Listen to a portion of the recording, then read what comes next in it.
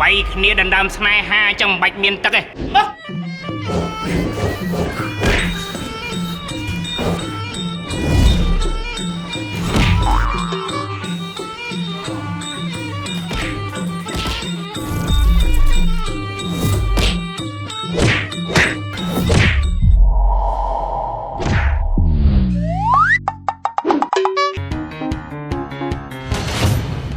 លោកព្រមចុះចាញ់នៅមិនចាញ់ទេដាច់ខាត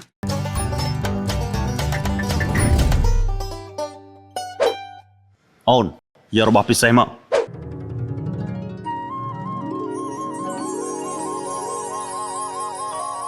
បងត្រូវតែខ្លាំងជាងគេ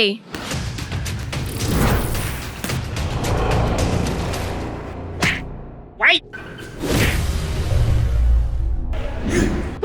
ចុះចាញ់ឯនៅខ្ញុំចាញ់អាសខាហ្នឹងឯងតែខ្ញុំចង់ដឹងថាវាប្រើស្អីគេមិញនេះ Jewel ប្រើភ្លាមធូរភ្លាមរួមគ្នាគាំទ្រផលិតផលខ្មែរ